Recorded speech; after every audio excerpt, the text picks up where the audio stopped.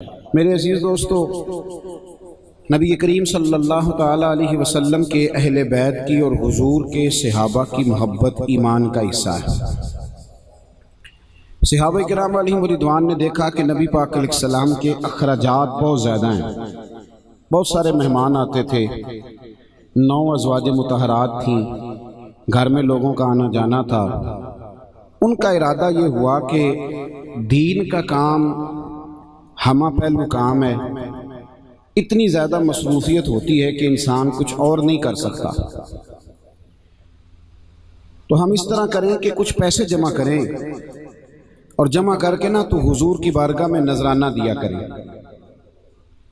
تاکہ جو ذاتی اخراجات ہیں سرکار کے گھر کے، ان میں ہمارا نذرانہ شامل ہو جائے۔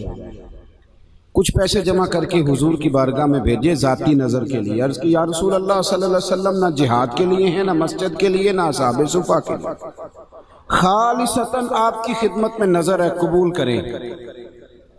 اور ساتھ انہوں نے بڑے پیار سے عرض کی، حضور گویا آپ کے دن بھی ہمارے لیے ہیں اور آپ کی راتیں بھی ہمارے لیے ہیں۔ دن بھی ہمارے لیے، دن کو حضور تبلیغ کرتے تھے اور رات کو غلاموں کے لیے دعا کرتے تھے۔ حضور آپ کا سارا کچھ ہمارے لیے، ہم بدلہ تو نہیں دے سکتے، تھوڑا سا نذرانہ ہے، اسے قبول کر لیں۔ حضور علیہ السلام کی بارگاہ میں جب وہ رقم پہنچی، اللہ کریم نے قرآن مجید نازل کر دیا۔ یہ نوجوان دوست پڑھے لکھے میری بات پہ خاص توجہ کریں۔ کہا قُلْ لَا أَسْأَلُكُمْ عَلَيْهِ أَجْرًا، محبوب آپ ان سے کہہ دیں کہ میں تبلیغ دین پر تم سے کوئی اجر نہیں مانگتا، إِلَّا الْمَوَدَّةَ فِي الْقُرْبَى، اگر کچھ کرنا ہے تو میرے قریبیوں سے محبت کرتے رہنا۔ میرے قریبیوں سے محبت بھی ایمان کا حصہ ہے اور عداوت بھی ایمان کا حصہ ہے۔ محبت بھی دین کا حصہ ہے اور بغض بھی، نہیں سمجھ آئی آپ کو میری بات کی؟ بغض بھی دین کا حصہ ہے۔ میں ذمہ داری سے بات کر رہا ہوں، 1 2 3 4 روایتیں نہیں، بخاری میں پورا باب ہے، الحب للہ والبغض للہ، محبت بھی اللہ کے لیے، بغض بھی۔ اور حضور نے فرمایا من احب للہ وابغض للہ واعطى للہ ومنع للہ فقد استکمل الایمان، رواہ البخاری۔ محبوب فرمانے لگے جس نے کسی سے محبت کی اور کی اللہ کی رضا کے لیے، اور کسی سے بغض رکھا تو رکھا اللہ کی رضا کے لیے، کسی کو کچھ دیا تو دیا اللہ کی رضا کے لیے، منع کیا تو منع کیا اللہ کی رضا کے لیے۔ فرمانے لگے اس بندے نے تو اپنا ایمان مکمل کر لیا ہے۔ محبت بھی ایمان ہے، عداوت بھی۔ اگر اللہ رسول کے دشمنوں سے عداوت نہیں رکھو گے پھر بھی ایمان مکمل نہیں۔ یہ ہمارے ہاں نا کچھ لوگوں کی انسانیت تھوڑی تھوڑی آگے بڑھ کے زیادہ ہی ہو جاتی ہے۔ دین نے حدود مقرر کی ہیں، ان حدود کو سمجھیں۔ ابن حشام لکھتے ہیں کہ حبشہ سے نا کچھ مہمان آئے۔ آپ کو پتہ ہے مسلمان شروع میں ہجرت کر کے سب سے پہلی ہجرت حبشہ کی طرف ہوئی۔ نجاشی بادشاہ نے مسلمانوں سے بڑا پیار کیا۔ کچھ لوگ نا وہاں سے بطور مہمان مدینہ طیبہ تشریف لائے، حضور کی بارگاہ میں حاضر ہوئے۔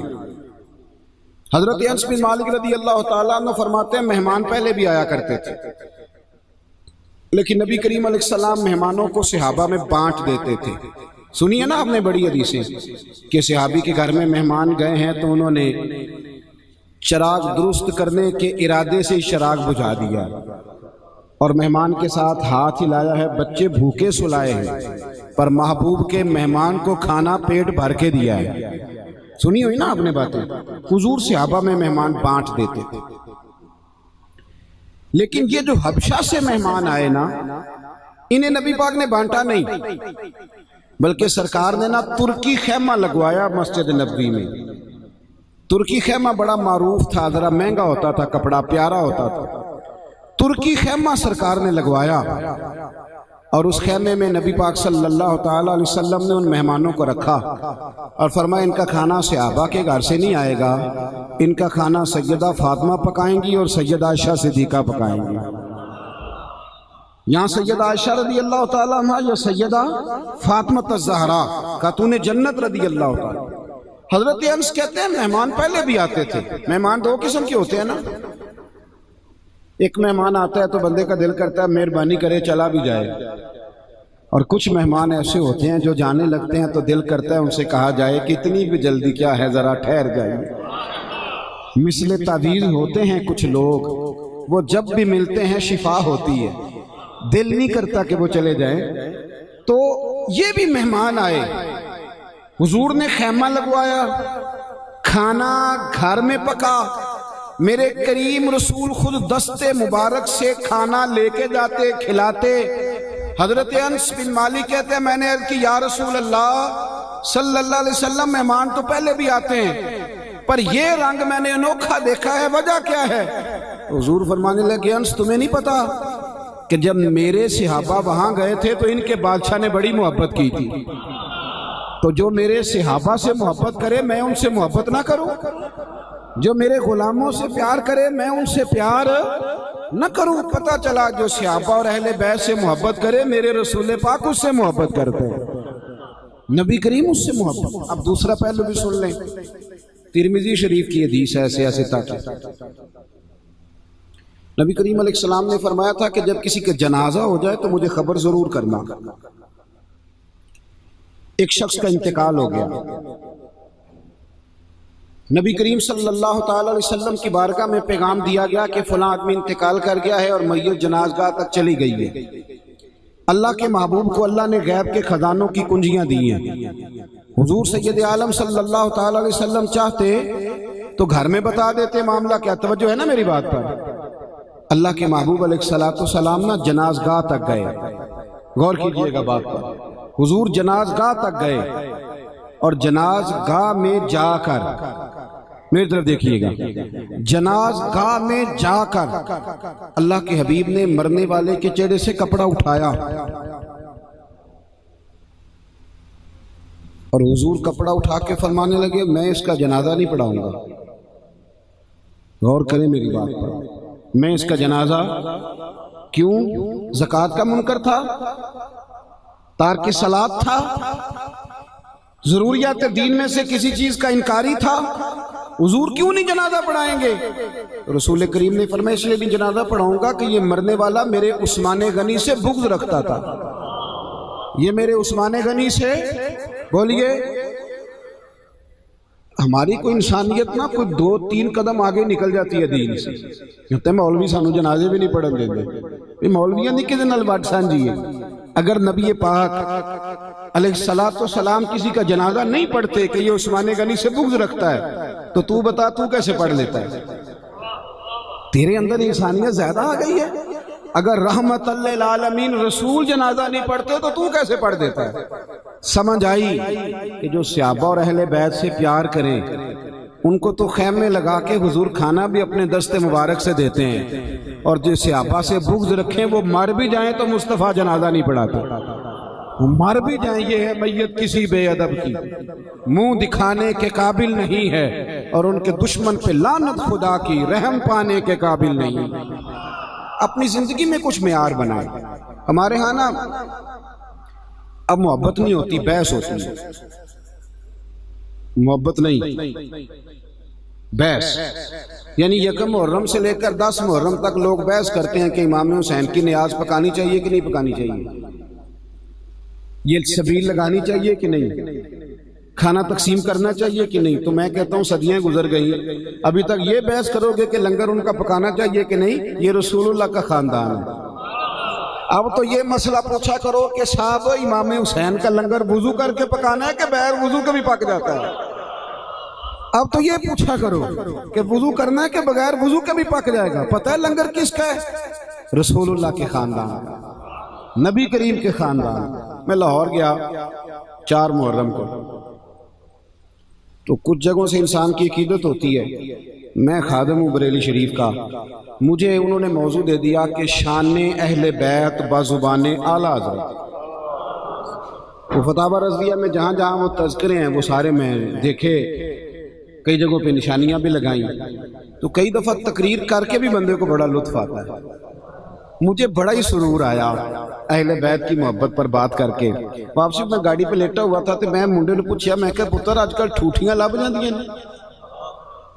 اے شہروں بندیاں تے نہیں پتا تے پینڈو تے ہاں نہ کرو نا تہاڈی مہربانی, کیونکہ میں پینڈو ہاں. ٹھوٹیاں دا نہیں پتا تانوں, میں کسی نے نہیں دسدا کہ تانوں پتا سی. آج کل بڑا تانا ہے نا پینڈو ہونا بھی. او بھائی میں کہ یار ٹھوٹیاں لب کہندے سب تساں ٹھوٹیاں ہی کرنیاں نے. میں کہ میں جدوں مدرسے داخل ہویا نا, جدوں بندے نوں مسئلہ آن لگ پے تے پھر کسی نوں دسے نا, یہ بھی بڑی آزما بھی خراب ہو جاتا نا مسئلے پڑھ کے میرے ورگے بندیاں نے. میری اماں جی کہنے لگے کہ ٹوٹیاں لیا دے, مرم آ گیا کھیر ونڈنی. تو میں کہ اماں جی اے جڑیاں گھر پلیٹاں نے انہاں چ بھی ختم ہو جاندا ہے. اب میں مسئلہ پڑھیا, وہ مینوں کہندے تو بیٹا مفتی رام نال بہو, میں نے ٹوٹیاں لیا کے دے. تو ماں سے اب امام اعظم ابو حنیفہ رحمۃ اللہ علیہ کے زمانے میں ایک واعظ تھا, واعظ کہتا تھا. وہ امام صاحب کی والدہ کہتی جاؤ مجھے اس سے مسئلہ پوچھ کے بتا کے دو. تو امام صاحب کہتے ہیں وہ میرا شاگرد ہے. کہتی نہیں نہیں تیری تو مجھے سمجھ نہیں آتی.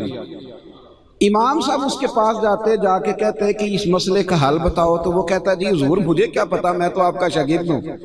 تو امام صاحب فرماتے ہیں کہ اچھا میں تجھے سوال کا جواب بتاتا ہوں, توجہ ہے میری بات پر.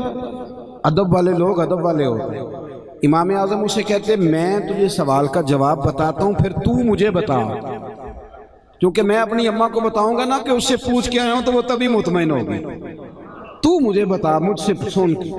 بزرگوں کو راضی, اس لیے مہربانی کریں, ہم ایسی لاکھوں کتابیں قابل ضبطی سمجھتے ہیں کہ جن کو پڑھ کے بیٹے باپ کو خبتی سمجھتے ہیں. تعلیم حاصل کر کے جس نے ابے کو جاہل کہہ دیا اس سے بڑا جاہل کون ہے؟ جس نے علم پڑھ کے اماں کو ان پڑھ کہہ دیا اس سے بڑا ان پڑھ کون ہے؟ ہم ایسی لاکھوں کتابیں قابل ضبطی سمجھتے ہیں کہ جن کو پڑھ کے بیٹے باپ کو خبتی سمجھتے ہیں. خدا رہا واپس آئے. تو میں نے اس سے کہا, میں نے کہا میں اماں جی سے کہتا میں ٹوٹیاں کی کرنیاں جی, دوجی پلیٹ چ بھی تو ختم ہو جاندہ ہے نا. تو میں نے کہنا پتر امام حسین دی نیاز کسی نے دے کے تے پھر انہوں کہنا ساڈا پانڈا واپس کر. یہ اہل بیت نبوت کے ساتھ پیار ہے کہ بندہ برتن واپس مانگے. لہذا تو میں نے 4 درجن ٹھوٹیاں لیا دے. میں کہ یار میں نے سمجھ لگ دی کہ بندے ان پڑھ سن پر پیار سچا سی, پیار خالص تھا. تو میں نے 20 دفعہ نا 10 محرم پہ باقاعدہ ٹھوٹیاں منگوائی. میں نے وہ منگوا کے ان میں کھیر بنائی. آپ یقین کریں بڑے سالوں کے بعد اماں جی کا انتقال ہو گیا, زمانہ بیت گیا. اب وہ جو رنگ اپنے گھر میں, اور میں نے گھر والی سے کہا کہ مدد نہیں لینی کسی کی, یہ کھیر آپ نے خود بنانی ہے, اور پھر اس پہ ختم شریف بھی میں نے خود پڑھنا ہے. آپ کو پتا نا جب 2-4 تقریریں بندہ کرنے لگ جائے تو ختم شتم نہیں پڑھتا. یہ خطیب حضرات مجھ سے ناراض نہ ہو جائیں, خطیب تے بانگ بھی نہیں پڑھتے. وہ بانگ دا ثواب 10 دینے پڑھتے نہیں. حالانکہ بانگ اذان دینا بڑی عزت کی بات ہے, وقار کی بات ہے. میں نے کہا ختم بھی پڑھیں گے اور الحمدللہ تعالیٰ وہ والا اصالِ ثواب کریں گے جو قرآن مجید ہم نے گھر والوں نے خود پڑھا ہے. طالب علموں سے ادھارا لے کے نہیں کہ دینا 2-4 سپارے دینا, اس طرح نہیں. جو ہم نے خود پڑھا وہ کھیر گھر میں پکائیں گے, ٹھوٹیاں بھریں گے. اس لیے کہ جب مصطفیٰ کے گھرانے کا ذکر کریں گے تو اللہ ہمارے بچوں پہ بھی رحم فرمائے گا, ہماری نسلوں پہ اللہ کرم فرمائے گا. رسول اللہ صلی اللہ علیہ وسلم کی جو دلچسپی تھی نا اپنی اولاد سے, یہ عام نانے کا پیار نہیں, نا یہ عام نانے کا پیار نہیں, یہ اس نانے کا پیار ہے جن کا ہر کام وحی خدا کے ساتھ ہوتا تھا, اللہ کے حکم سے. فاضل بریلوی نے حدیث لکھی ہے ابن عساکر کے حوالے سے, اور مزے کی بات یہ ہے کہ حدیث کے راوی حضرت عثمان غنی ہے. حضرت عثمان غنی فرماتے ہیں کہ نبی پاک علیہ, اور یہ اعلیٰ حضرت ہے نا, کسی نے پوچھا تھا سید کو زکوٰۃ لگ جاتی ہے, تو جواب تو اتنا بھی کافی تھا کہ نہیں لگتی. تو اعلیٰ حضرت نے اس پر دلائل دیے کہ نہیں لگتی. پھر ایک صفحہ اعلیٰ حضرت نے پورا لکھا ہے پر کمال کر دی, ملک سخن کی شاہی تم کو رضا مسلم, کمال کر دی. اور فرمانے لگے تم نے پوچھا کیوں ہے کہ سید کو زکوٰۃ لگتی ہے کہ نہیں لگتی؟ فرمایا تمہارے پاس جو کچھ بھی ہے سیدوں کے نانا کا صدقہ ہے. اور فرمایا انہیں اپنے پاک مال میں سے وہاں خرچ کرو. اور حدیث لکھی ہے آپ نے ابن عساکر کے حوالے سے, راوی حضرت عثمان غنی ہے. توجہ ہے میری بات پر؟ حضرت صاحب آگے ہیں.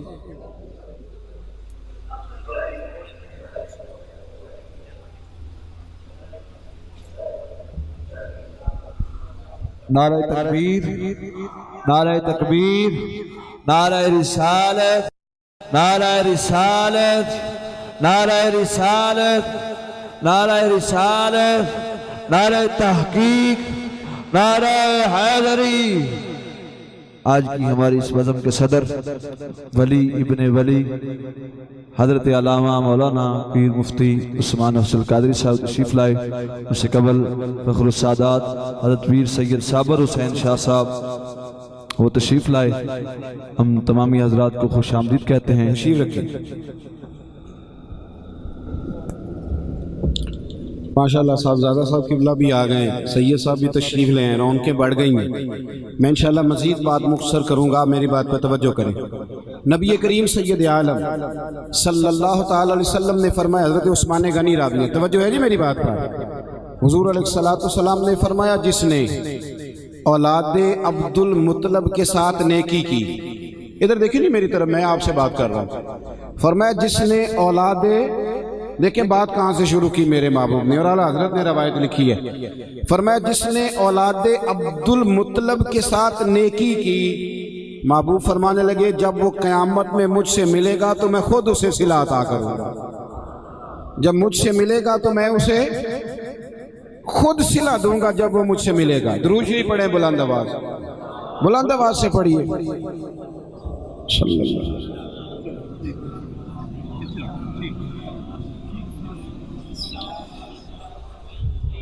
فرمایا جب مجھ سے ملے گا نا وہ تو میں خود اسے صلہ دوں گا۔ اعلیٰ حضرت نے ایک جملہ لکھا بڑا شاندار، فاضل بریلوی فرماتے ہیں یہ جو حضور نے فرمایا نا کہ جس نے اولاد عبد المطلب سے نیکی کی جب مجھ سے ملے گا تو میں خود صلہ دوں گا، تو فرماتے ہیں صلہ تو بڑی دور کی بات ہے، یہ ہمارے لیے اتنا ہی جملہ کافی ہے کہ حضور نے فرمایا وہ مجھ سے ملے گا، وہ مجھ سے فرمایا، اس سے زیادہ ہم نے اور کیا اجر لینا ہے کہ محبوب نے فرمایا وہ مجھ سے ملے گا۔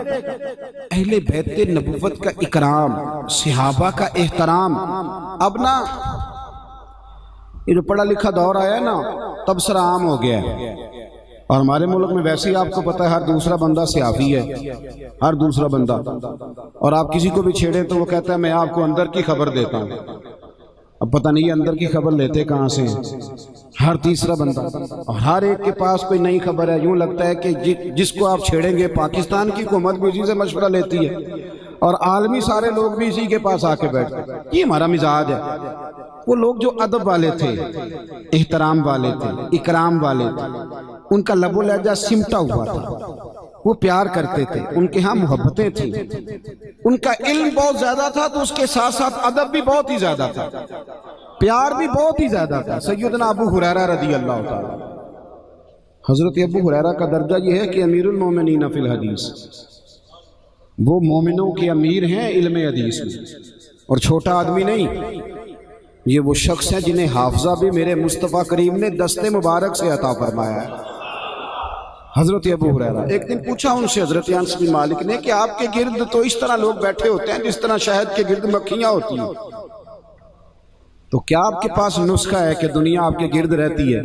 تو حضرت ابو ہریرہ فرمانے لگے نسخہ ایک ہی ہے، میں اپنی نہیں نہ کرتا، بات جب بھی کرتا ہوں مدینے والے محبوب کی کرتا ہوں، تو میری بات بن گئی ہے تیری بات کرتے کرتے، بات کیوں حضور کی کرتا ہوں؟ نبی کریم صلی اللہ علیہ وسلم کے غلام ہیں جناب ابو ہریرہ، صاحب اسد الغابہ کہتے ہیں کہ بیٹھے تھے یوں لوگ حدیثیں سن رہے تھے حضرت ابو ہریرہ سے، توجہ ہے میری بات پر؟ میں آپ سے گفتگو کر رہا ہوں تو وہاں پیچھے سے کچھ شخص آئے گا تو میری اس پر نظر ہوگی، آپ کی نہیں ہوگی۔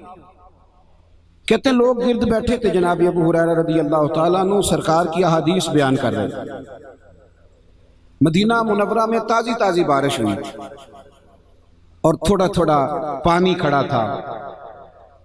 سیدنا امام حسین رضی اللہ تعالیٰ عنہ گھوڑے پہ تشریف لائے، اور جب وہ گھوڑے سے نیچے اترے نا تو نیچے چونکہ کیچڑ تھا، کیچڑ کیا ہونا ہے؟ پاک مدینے کی پاک مٹی، شفائیں دینے والی مٹی۔ کہتے ہیں وہ نیچے کیچڑ تھا، امام علی مقام نے قدم جب زمین پہ رکھا نا تو کچھ مٹی امام حسین کے قدم چومنے لگی۔ یہ بڑا ہی مشکل کام ہے، اپنے مرید اور شاگرد بیٹھے ہوں تو بندہ اٹھ کے کسی کا استقبال کرے، الا ماشاءاللہ یہ خاصا مشکل ہو جاتا ہے۔ بلکہ ہمارے ہاں تو اب بڑی بات ہے کہ کوئی شاگرد بھی تقریر کر رہا اور استاد آ جائے تو وہ تعارف کرا دے کہ میرے استاد ہیں. یہ بھی خاصا مشکل سے ہوتا ہے، یہ بھی خاصا ہی مشکل کام ہے. لیکن میاں صاحب نے کہا تھا اصلاں نال جے نیکی کریے تے وہ نسلاں تاک نہیں بھول دے. اصلاں نال جے نیکی کریے تے وہ نسلاں، ہاں بے اصلاں نال نیکی کریے تے پھول کنڈیاں نال تول دے. حضرت ابو ہریرہ دیکھ رہے ہیں، باقی لوگوں کا رخ ادھر ہے. حضرت امام حسین نے جب قدم زمین پہ رکھا نا تو مٹی آپ کے قدموں کو لگ گئی. او یارو، ادب کرنے سے قد بڑھ جاتا ہے، عقیدت کرنے سے انسان کے اندر روحانیت آتی ہے. کسی کا حیا کرنے والا بہت بڑا حیادار ہوتا ہے. کسی کو عزت وہ دیتا ہے جس کے اپنے پاس ہوتی ہے. جب دیکھا نا کہ امام علی مقام کا قدم زمین پہ لگا اور مٹی لگ گئی ہے، شاگرد کو بھی کہا جا سکتا تھا، توجہ دلائی جا سکتی تھی، لیکن حضرت ابو ہریرہ اٹھے، دوڑے، لوگوں کو چیرتے ہوئے گئے اور اپنی پگڑی کا پلو کھول کے امام حسین کے قدموں میں بیٹھ گئے.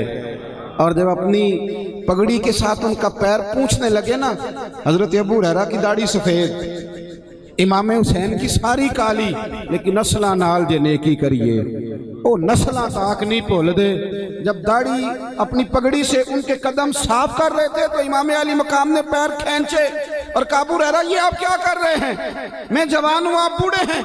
حضرت سیدنا ابو ہریرہ نے پیر پکڑ کے سینے سے لگایا، کہا جناب میں کسی شخص کا احترام نہیں کر رہا، میں تو خون رسول کا ادب کر رہا ہوں، تو نبی پاک کے خون کا ادب کر رہا ہوں. بھائی ہمارے ہاں نا جب سے 4 ایڑے ترچھے لفظ آئے ہیں نا، میرا سنی جس کا خمیری ادب والا تھا، اس کے خمیر میں ادب تھا. میں ایک دفعہ نا ایک جگہ پہ گیا تو ایک دوست مجھے ملے، تو میں نے ان کے لب و لہجے میں بڑی مٹھاس دیکھی، بڑا ادب دیکھا، بڑا پیار دیکھا. تو کافی سارے لوگ تھے نا، میں نے ان سے پوچھا، میں نے کہا آپ کس کے مرید ہیں؟ انہوں نے مجھے بتایا میں فلاں سید صاحب کا مرید ہوں. تو باقی سارے لوگ کہنے لگے تو سانو کیوں نہیں پوچھیا؟ میں کہوں کہ میں نے کوئی خوشبو نظر آئی ہے. یہ یاد رکھیں، جو ادب والا ہے وہ ہر جگہ ہی ادب والا ہے، جو کیف والا ہے وہ ہر جگہ ہی. ہم نے نا یہ بحث کر کر کے اپنا سرور ختم کر لیا، لذت ختم کر لی. نعت خان لٹیرے، نعت خان لٹیرے. ہم بھی تانا جو ہے وہ تنقید کرتے ہیں جہاں مناسب سمجھتے ہیں، لیکن یار اتنی تنقید کر کر کے تو نعت کا مزہ تو نہیں نا خراب کرنا. وہ لٹیرا ہے تو وہ جانے، اس کا کام جانے. جب وہ مصطفیٰ کی نعت پڑھے نا تو آنکھیں بند کر کے سنا کرو، اس لیے کہ ہم نے بندہ نہیں دیکھنا، ہم نے تو یہ دیکھنا ہے تعریف میرے نبی کی کر رہا ہے، تذکرہ رسول کائنات کا کر رہا ہے. ہم نے اپنے ذائقے، اپنا درد، اپنا سوز، اپنی کیفیات ساری ختم کرتے چلے جا رہے ہیں. ادب جو ہوتا ہے نا، ادب. اعلیٰ حضرت فاضل بریلوی رحمت اللہ تعالیٰ علیہ کے پاس جب کچھ سید صاحب تعلیم حاصل کرنے آتے تھے نا، سادات میں سے تھے، تو فاضل بریلوی جہاں استاد بیٹھتا ہے نا وہاں اس کو بٹھاتے تھے سید زادے کو، اور جہاں پٹی پہ شاگرد بیٹھتے ہیں وہاں بیٹھ کے پڑھایا کرتے تھے. اور ساتھ یہ فرماتے تھے کہ شہزادے یہ ہے کوئی سارا آپ کے خاندان کا، بس ذرا ہمارے پاس آیا ہے تو اب ہماری ڈیوٹی لگی ہے کہ میرے شہزادوں کو واپس کر دو. میرے شہزادوں، یہ درد. ان کے شہزادے تھے چھوٹے، اعلیٰ حضرت کے چھوٹے بیٹے مفتی اعظم ہند مولانا مصطفیٰ رضا خان صاحب، بڑے باپ کے بڑے بیٹے. 1.25 کروڑ آدمی مرید تھا مفتی اعظم، اور مریدوں میں چھوٹے موٹے لوگ نہیں. علامہ سید احمد سعید کاظمی صاحب بھی ان کے خلیفہ، محدث اعظم پاکستان مولانا سردار احمد صاحب جیسے لوگ، اکابرین ان سے استفادہ کرنے والے. ان کے ایک مرید نے نا ایک شخص سے کہا کہ جو میرے مرشد ہے نا وہ مفتی اعظم ہے. خیر آج کل تو لوگ مفتیوں کے مرید نہیں نہ ہوتے، پیر کے لیے جاہل ہونا بھی شرط ہے ہمارے ہاں، الا ماشاءاللہ. یعنی یہ مفتی صاحب ہیں اور یہ پیر صاحب. میرے پاس بھی ایک نمازی آتا تھا جمعے میں، تو ہر جمعے اپنے پیر صاحب کی کوئی نہ کوئی کرامت سنا جاتا تھا. تو آپ کو پتہ ہے تھوڑا سا انکار کر کے بندہ بے ادب بھی ہو جاتا ہے کئی دفعہ، تو میں چپ کر کے سن لیتا تھا. ویسے جڑے محرم راز حقیقت دے ہو تے راز حقیقت کھول دے ہی نہیں. اے جنہ ویکھیا نہیں ہو کرن گلاں، جنہ ویکھ لیا ہو تے بول دے ہی نہیں. تو ایک دن نا میرے پاس آیا، کہنے لگا میرے بھائی نے نا طلاق دے لی اپنی بیوی کو، تو رہتا تھا ہر وقت پیر صاحب کے ساتھ، تو مسئلہ بتائیں. میں کہا پیرانو پوچھ. ਕਹਿੰਦਾ ਉਹਨਾਂ ਆਖਿਆ ਨਹੀਂ ਕਿਸੇ ਪੜ੍ਹੇ ਲਿਖੇ ਬੰਦੇ ਨਾਲ ਗੱਲ ਕਰ। ਮੈਂ ਕਿਹਾ ਫਿਰ ਇਹਦਾ ਮਤਲਬ ਇਹ ਉਹ ਜਾਹਿਲ ਨੇ। تو حضرت سلطان باؤ کا تو فتویٰ بان علموں جو کرے فقیری وہ کافر مرے دیوانہ ہو۔ تھوڑا سوچے، کچھ معیار اور کچھ سٹیٹس بنائے، اس پر غور کریں۔ حضور مفتی اعظم رحمت اللہ علیہ کا مرید کہنے لگا اپنے دوست تھے کہ میرے شیخ مفتی اعظم ہے۔ وہ کہنے لگا تمہارا طریقہ ہے، امام تو امام اعظم، حضرت احمد رضا تو اعلیٰ حضرت، مفتی بھی مفتی اعظم ہی کر لیا ہے۔ کہنے واقعی مفتی اعظم۔ کہنے لگا میرے سوال کا جواب دیں گے تب پتہ چلے گا نا۔ یہ کچھ لوگ ہوتے ہیں جو دین علم میں اضافے کے لیے نہیں سیکھتے، بلکہ سامنے والے کا علم چیک کرنے کے لیے سوال پوچھتے ہیں، یہ منع ہے۔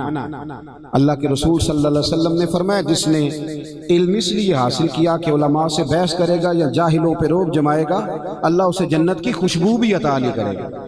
یہ سمجھ، جب بھی دین سیکھیں اپنے علم میں اضافے کے لیے، معلومات کے لیے۔ کہنے لگا میرے سوال کا جواب دیں گے تو مفتی اعظم مانوں گا نا۔ چلو، حضرت مفتی اعظم رحمت اللہ علیہ کی بیٹھک کے 3 دروازے تھے، ایک دارالعلوم میں کھلتا تھا، ایک گھر میں، ایک گلی میں۔ آ گئے، سلام کلام کے بعد کا حضور میرا دوست ہے، کوئی سوال پوچھنا چاہتا ہے۔ توجہ ہے نا آپ حضرات کی، میں بڑی جلدی سمیٹ رہا ہوں، کچھ پوچھنا چاہتا ہے۔ فرمایا بھائی پوچھو۔ کہنے لگا جی نبی پاک صلی اللہ علیہ وسلم کی 4 شہزادیوں کے نام بتائیں۔ سوال پوچھا، اس کے خیال میں بہت بڑا سوال تھا۔ اب حضور مفتی اعظم نے کیا کیا، جو دروازہ کھلتا تھا نا گھر کی طرف، اس دروازے اندر چلے گئے۔ تنقید بڑی آسان ہے، تعمیر بڑی مشکل۔ وہ کہنے لگا تو کہتا تھا مفتی اعظم ہے، انہیں 4 بیٹیوں کے نام نہیں آتے شہزادیوں کے، وہ تو کتاب دیکھنے چلے گئے۔ اب یہ مرید بھی پریشان ہو گیا کہ حضرت جی موٹی کی بات تھی، آپ بتا دیتے سیدہ زینب، سیدہ رقیہ، سیدہ ام کلثوم، سیدہ فاطمہ الزہرا، آپ بتا دیتے بات ختم ہو جاتی۔ پریشان ہے، وہ بار بار کہے جا رہا ہے وہ کتاب دیکھنے گئے۔ میرے دوستو، تھوڑی دیر کے بعد حضور مفتی اعظم تشریف لائے تو داڑھی سے پانی کے قطرے گر رہے تھے۔ فرمانے لگے میں وضو کرنے گیا تھا، میں نے اپنے محبوب کی بیٹیوں کے نام کبھی بغیر وضو زبان سے ادا ہی نہیں کی۔ میں وضو کرنے گیا تھا، میرے والد کا عقیدہ ہے کہ تیری نسل پاک میں ہے بچہ بچہ نور کا، تو ہے عین نور تیرا سب گھرانہ نور کا۔ حضرت عبداللہ ابن عمر فرماتے ہیں، اس روایت کو بھی اعلیٰ حضرت نے لکھا ہے، فرماتے ہیں نبی پاک علیہ السلام نے پیغام بھیجا، حضور نے پیغام بھیجا، سارا دن امام حسن اور حسین حضور کی بارگاہ میں رہتے تھے، ساتھ ہی تو دروازہ تھا سیدہ پاک کا۔ حضور نے پیغام بھیجا، فرمایا فاطمہ سے کہو ذرا حسن کو بھیجے، میرا ملنے کو دل کرتا ہے۔ میرا بھی تو کبھی دل کرنا چاہیے نا کہ کوئی امام حسن کی منقبت پڑھے۔ میں بھی تو اسپیشل جا کے کسی نعت خاں سے کہوں نا کہ آج مجھے امام حسین کی تعریف سناؤ۔ میں اسپیشل کسی سے کہوں نا، کسی علامہ صاحب سے، مفتی صاحب سے، کہ آج جناب صدیق اکبر کی فضیلت پر کوئی بات سنائیے، حضرت عمر کے بارے میں کچھ بتائیے، کبھی دل کرے نا۔ حضور نے فرمایا کہ حسن کو بھیجو ذرا، میرا ملنے کو دل کرتا ہے۔ کہتے تھوڑی دیر ہو گئی امام حسن کے آنے میں۔ اعلیٰ حضرت فرماتے ہیں لگتا یہ ہے کہ سیدہ فاطمہ نہ انہیں نہلا رہی تھی، خوشبو لگا رہی تھی کہ حضور کی بارگاہ میں حاضری دینے جانا ہے، تھوڑی دیر ہو گئی آنے میں۔ کہتے ہیں جب امام حسن نکلے نا کمرے سے، حجرہ نور سے، اللہ کے محبوب نا گھٹنوں کے بل زمین پر بیٹھ گئے اور حضور نے یہ دونوں بازو کھول دیے۔ امام حسن دوڑے اور جب آ کے محبوب کے سینہ علم نشرہ سے لگے تو اللہ کے رسول نے ماتھا چوما، پھر رخسار چومے۔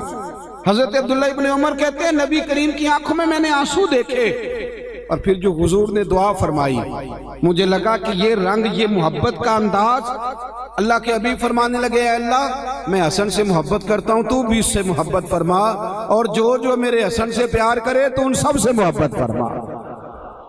دوستو، محبتیں کرنا، پیار کرنا، جذبات کا اظہار کرنا، شوق پیدا کرنا۔ وارفتگی، ابھی میں آیا ہوں نا تو مجھے ہمارے سیالوی صاحب کے والد صاحب کہہ رہے تھے میرے بچے بڑے شوق سے امام علی مقام کی محفل سجاتے ہیں،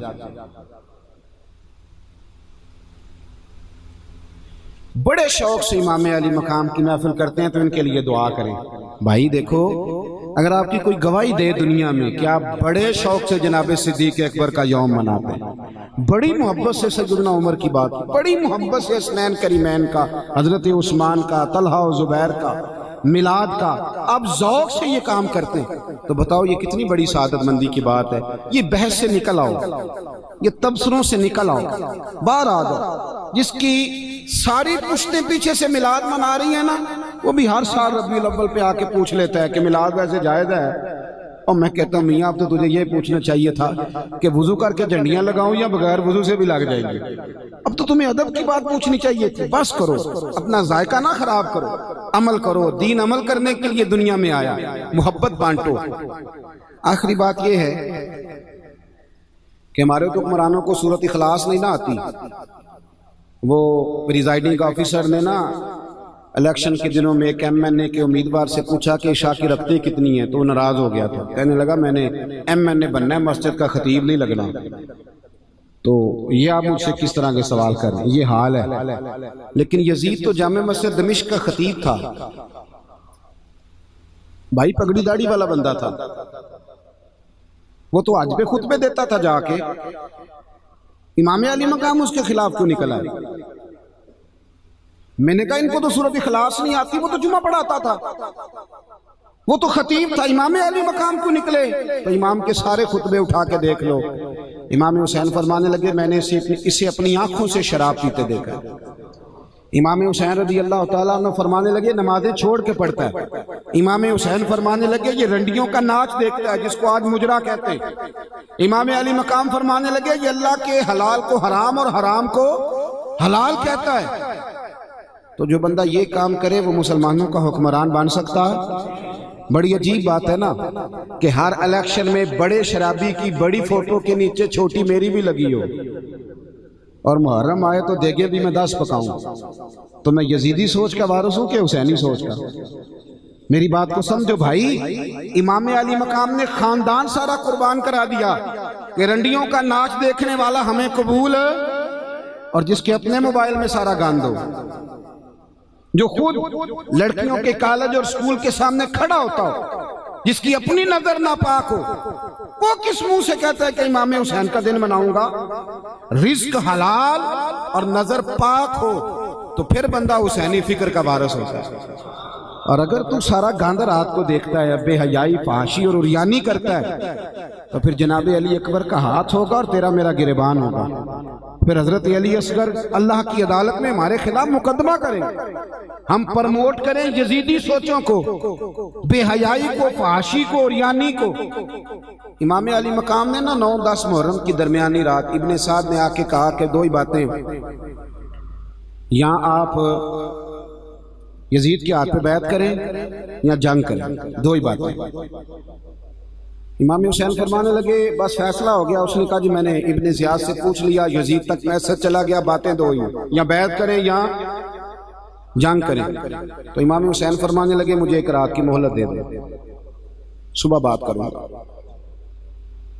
حضرت عباس حاضر خدمت ہوئے، عرض کرنے لگے بھائی جان سمجھ نہیں آئی، مجھے پتا ہے کہ فیصلہ آپ کا وہی ہے جو صبح ہونا ہے، فیصلہ اب بھی وہی ہے اور صبح بھی وہی ہے، بیعت آپ نے شرابی کی کرنی کوئی نہیں۔ پتہ ہے ہمارے حکمران بھی اس طرح کے مذہب چاہتے ہیں، اس طرح کا دبئی میں ہے، مسجد بھی بہت بڑی اور 3 کلومیٹر پہ شراب خانہ بھی بڑا، جس کا دل کرے ادھر جائے، جس کا دل کرے۔ اسی طرح کا اسلام اللہ ماشاءاللہ تمام اسلامی حکمران چاہتے ہیں، پر امام حسین نے فرمایا نہ بھائی، جہاں میرے نانا کے نام کی اذان پڑھی جائے گی وہاں شرابیں نہیں چلیں گی، وہاں بے حیائیاں یہ کام نہیں ہونے دیں گے۔ کہا جناب فیصلہ آپ کا وہی ہے، آپ نے اس کی بیعت تو کرنی نہیں، تو جنگ ہی ہونی ہے، تو حضور آپ نے رات کی مہلت مانگ لیا، تو یزیدی کیا سوچیں گے کہ امام نے مہلت مانگ لی؟ توجہ ہے میری بات پر؟ ختم کر رہا ہوں، سبق دے رہا ہوں، رزلٹ بیان کر رہا ہوں۔ آپ نے کیوں مہلت مانگی؟ تو امام حسین فرمانے لگے عباس تیرا کیا خیال ہے؟ میں نے سوچنے کے لیے مہلت مانگی ہے۔ کہا بھائی جان پھر بتائیں۔ تو میرے امام کا یہ جملہ کبھی نہ بھولنا۔ امام علی مقام فرمانے لگے عباس تجھے پتہ ہے نا مجھے سجدوں سے بڑا ہی پیار ہے، تجھے پتہ ہے مجھے تلاوت سے بڑا ہی پیار ہے، تجھے پتہ ہے مجھے دعا اور استغفار سے بڑی ہی محبت ہے۔ فرمایا ایک رات اس لیے لی ہے کہ میں ذرا کھول کے اپنے رب کی بارگاہ میں سجدے کروں، میں ذرا کھول کے دعا کروں، استغفار کروں۔ سنگیو، ہماری بحث 5 گھنٹے کی ہو، لیکن درود پاک کی باری آئے تو یہاں ہمیں کام یاد آ جائے، یہاں ہمیں نیند آ جائے۔ تو امام علی مقام کا تو سجدوں سے پیار ہے۔ امام حسین نے سر سجدے میں کٹایا ہے اور تلاوت نیزے کی نوک پہ بھی جاری رہی۔ اگر تیری نماز قضا ہوتی اور تو نے قرآن کبھی کھول کے نہیں دیکھا تو پھر بتا تو کس فکر کا مالک، کس سوچ کا تو مالک۔ اپنی دلچسپیاں حقیقت کی طرف لائیں، حقیقت کا سفر کریں۔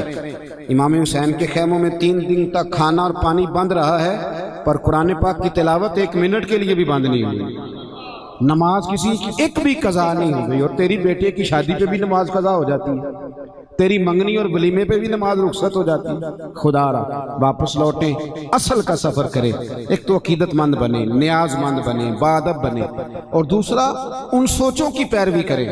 آپ کو نا شرابی، فاسق اور فاجر آدمی دیکھ کے غصہ آنا چاہیے، اظہار بیزاری پیدا ہونا چاہیے۔ ہمیں تو مصیبت لگ گئی ہے، فوٹو کھچانی ہے، اور جس طرح کا مرضی ہو، یہ ہم سے نہ رقم ہوں گے قصیدے یزید کے، ہم لوگ تو حسین کے سیرت نگار ہیں۔ اور ویسے بھی دوستی قاتل سے بھی، مقتول سے یارانہ بھی، یہ کیسے ہو سکتا ہے؟ اپنی سوچوں کے زاویے درست کریں، کھڑے ہونا سیکھیں، کھڑے ہونا۔ نظریں پاک محمد بن قاسم آئے نا یہاں لڑائی کرنے کے لیے، بڑے پریشان تھے محمد بن قاسم۔ ایک بزرگ ملے تو کہنے لگے بیٹے کیوں پریشان ہو؟ اس نے کہا جی نیا علاقہ ہے، راجے دہر سے مقابلہ ہے، زبان آتی نہیں، رستوں کا پتہ کوئی نہیں، کیسے لڑوں گا؟ نوجوان میری بات پہ غور کریں۔ کچھ دنوں کے بعد وہ بزرگ دوبارہ ملے تو محمد بن قاسم بڑے خوش تھے، مطمئن تھے، حشاش بشاش۔ بزرگ کہنے لگے کیا ہوا؟ ابھی جنگ تو ہوئی نہیں۔ کہنے لگا حضرت جی مجھے پتہ چل گیا ہے، راجہ دہر چند گھنٹے میرے سامنے کھڑا نہیں ہو سکتا۔ آپ کو کیسے پتہ چل گیا؟ کہنے لگا میں نے تحقیق کرائی ہے، میں نے سنا ہے نظر کا گندہ ہے، اس کے تو ماموں کی، پھپھو کی، چچا کی بیٹیاں اس کی میلی نظر سے نہیں بچتی۔ جو لوگ نظر کے گندے ہوتے ہیں وہ میدانوں میں کھڑے رہنے کے قابل نہیں ہوتے۔ ہاں نظر پاک ہو تو انسان میدان میں کھڑا رہتا ہے۔ تو میرا مقابلہ نہیں کر سکتا۔ حسینی وہ ہوتا ہے جس کی نظر میں صفائی ہوتی ہے، بات میں صداقت ہوتی ہے، جس سے میدان میں ٹھہرنا آتا ہے، جو سویرے بات اور کرے، دوپہر کو اور کرے، شام کو اور کرے۔ اس کا امام علی مقام کی سوچ سے کیا واسطہ؟ ذرا کھڑا ہونا سیکھے، کھڑا ہونا۔ ہوا کا رخ دیکھ کے فیصلے نہ بدلا کرو، بلکہ فیصلے اس طرح آپ کے فیصلوں سے دنیا بدل جائے۔ انقلابی وہ لوگ ہوتے ہیں جو بدل دیتے ہیں دنیا کو۔ انسان کو بیدار تو ہو لینے دو، ہر شخص پکارے گا ہمارے ہیں حسین۔ جیسا کہ میں نے شروع میں عرض کیا تھا کہ محفلیں کسی شخص سے منسوب نہیں، یہ اللہ رسول کے نام کی۔ میں آیا، اپنی حاضری دی، بعد میں لوگ آئیں گے، اس سے پہلے بھی لوگ آتے رہے، تو محافل سرکار کی محافل سمجھ کے آپ سنا کریں۔ ابھی انشاءاللہ نعت ہوگی، حضرت صاحب زادہ صاحب علمی فکری بات کریں گے، سید صاحب تشریف فرمائیں۔ میری مجبوری ہے، مجھے واپس پہنچنا ہے۔ اللہ تعالیٰ آپ کو سلامت باکرامت رکھے، جو میں کہہ سکا اللہ قبول فرمائے۔ دوران گفتگو جہاں بھول گئے اللہ ہم سے درگزر فرمائے۔ آخر دعوانا ان الحمدللہ۔